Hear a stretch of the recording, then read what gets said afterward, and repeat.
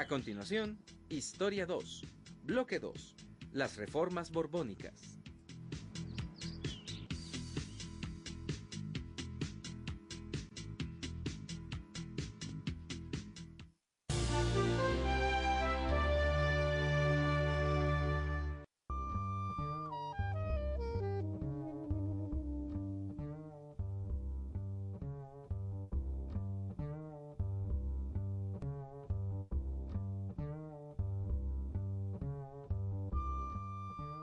Programa 14. Las reformas borbónicas. En este programa identificarán los cambios en la administración colonial como consecuencia de las reformas borbónicas. Iniciaba el siglo XVIII cuando en España murió sin descendencia Carlos II, convirtiéndose así en el último rey de la Casa de los Habsburgo. Cuando era pequeño, sus padres, los miembros de la corte y el pueblo pensaban que no sobreviviría debido a su precaria salud. Sin embargo, contra todos los pronósticos, vivió para ser coronado rey de España. El hechizado, como era conocido en España, no pudo procrear hijos para asegurar un heredero de la corona. Tras su muerte, ascendió al trono Felipe V de la Casa de Borbón, sobrino de Carlos II y del monarca francés Luis XIV. Los españoles, temerosos de que el nuevo monarca se aliara con Francia, Inglaterra, Holanda y algunos españoles, iniciaron un conflicto armado conocido como la Guerra de Sucesión, con el fin de imponer a otro rey. Finalmente, después de varios años de enfrentamientos, Felipe V fue reconocido como el rey de España y la corona quedó en manos de los Borbones. Las reformas borbónicas es un conjunto de medidas que tomó la corona española que empiezan a implementarse a partir de la década de 1760. A partir de ese momento la corona asume el control o intenta asumir el control de sus territorios, de sus posiciones americanas y modifica la estructura política, económica y social de la Nueva España. Esta serie de medidas tenían como objetivo fundamental recuperar el control político de la capital española y al mismo tiempo de la Nueva España. Por otra parte, buscaban obtener el mayor beneficio posible a través de la recolección de una mayor cantidad de impuestos. Para ello se realizaron una serie de leyes que modificaron la relación con el clero, por ejemplo, en relación con la Iglesia, la expulsión de los jesuitas en 1767 muestra el punto más importante del control que va a tener la corona española sobre la Iglesia. Otra de las medidas más importantes tiene que ver con la consolidación de vales reales, que a partir de 1804 va a significar el control de las propiedades y de los recursos de la Iglesia. Finalmente, en la parte económica, va a suponer la imposición de una gran cantidad de impuestos con la finalidad de llevar más plata a España y así equilibrar la balanza de pagos, porque la corona española tenía que hacer frente a una serie de compromisos, entre ellos un conjunto de guerras con Francia y con Inglaterra. Finalmente, va a significar el desplazamiento de los criollos de los puestos de poder, y esto va a conducir en la primera década del siglo XIX a un enfrentamiento y a una crisis política.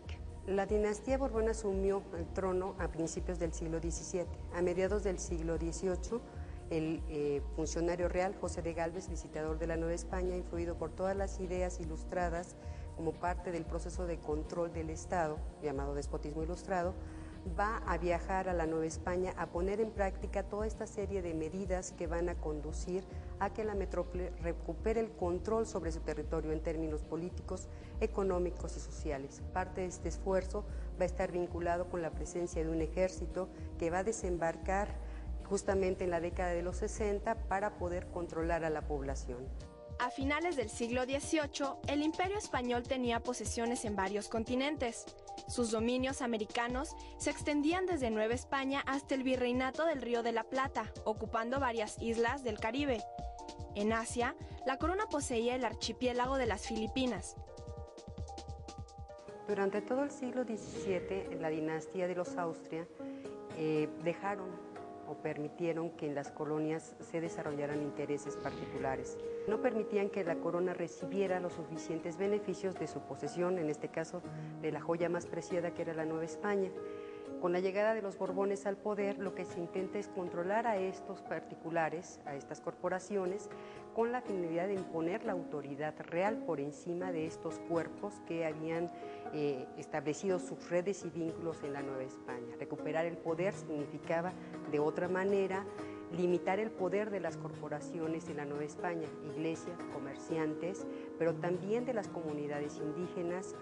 Y esta búsqueda de control significó llevar nuevos funcionarios, hombres nuevos que condujeron a la metrópoli a la era del poder real y efectivo, y a que la Nueva España, que era un reino más de la corona española, alcanzara el estatus colonial prácticamente al ser sometida a funcionarios españoles.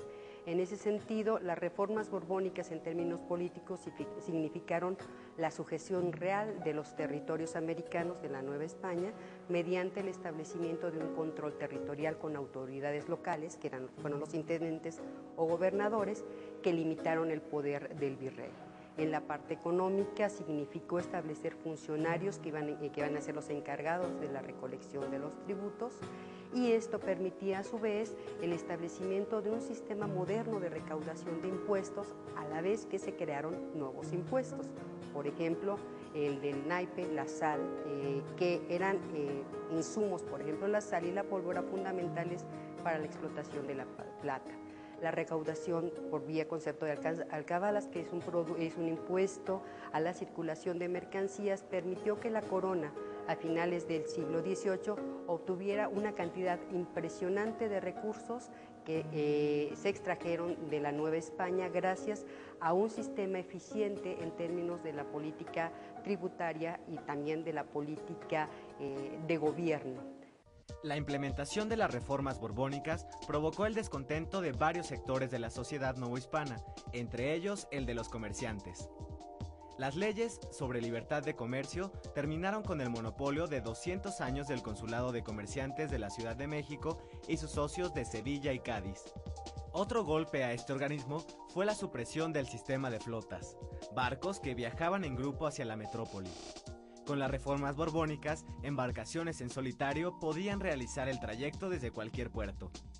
Como consecuencia, surgieron consulados regionales como el de Veracruz, que comenzaron a rivalizar con el consulado de la Ciudad de México. Aunque el conjunto de reformas impactaron a la sociedad novohispana a lo largo de 3 décadas, hubo entre ellas algunas que fueron más importantes. Una de ellas fue en 1767, cuando la corona decide sacar a la orden jesuita, que es la más importante de los territorios del Imperio Español. En un mismo día, en todas partes, con mucho sigilo, se ordena la salida y el embarco de los jesuitas hacia Veracruz. El impacto que va a tener esta salida va a ser muy grande, porque va a ocasionar revueltas que van a ser sofocadas gracias a la presencia del ejército español, que ha desembarcado apenas unos años antes. Enseguida podríamos hablar de otra de las medidas, la división del territorio en intendencias. ¿Por qué? Porque esta división, esta organización, al mismo tiempo que tenía como objeto el control político del territorio, va a provocar que se enraicen los intereses locales y va a ser el origen de, más tarde, los estados que se van a crear a partir de la independencia. Y finalmente, la consolidación de vales reales en 1804, que es, digamos, la gota que derrama el vaso de agua finalmente, porque significa que se obtienen cada vez más recursos de una colonia que ha sido atacada constantemente con una serie de reformas, pero también que ha visto mermados sus ingresos económicos con un conjunto de impuestos muy amplio y muy importante.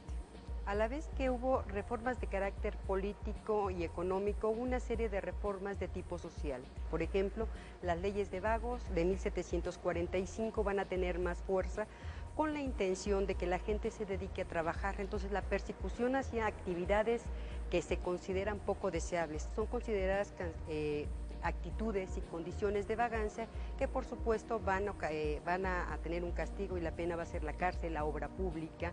En fin, esta serie de medidas de control de la población va a abarcar un amplio espectro. Por ejemplo, las diversiones, las fiestas de toros, los carnavales van a salir de los espacios urbanos porque se busca que la población se divierta de manera decente, asistiendo al teatro, por ejemplo, y reglamentando también qué tipo de obras se van a presentar y cómo en los espacios entre cada uno de los actos se deben bailar cierto tipo de bailes donde las mujeres finalmente no deben enseñar, por ejemplo, más allá de la pantorrilla.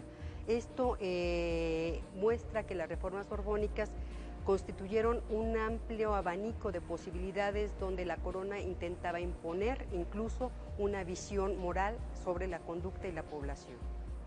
Los Borbones llevaron a cabo una reorganización administrativa y territorial de Nueva España. Al dividir el territorio en intendencias, buscaron tener mayor control sobre la colonia y, al mismo tiempo, restar poder al virrey, implantando la figura del intendente. José de Gálvez, cuando llegó a la Nueva España en 1767, trató de imponer el sistema de intendencias, que era una división del territorio. No pudo, le costó mucho trabajo. 20 años después, en 1786, logró que se decretara la Real Orden de Creación de las Intendencias. Se crearon 12, es decir, el territorio del virreinato de la Nueva España fue dividido en 12 espacios jurisdiccionales que tenían un intendente que hacía las veces de las funciones del virrey en cada uno de sus territorios. El poder que tenía el virrey sobre todo el territorio de la Nueva España se divide y ahora van a ser los intendentes a partir de 1786 quienes van a ejercer las funciones del Ejecutivo en su territorio.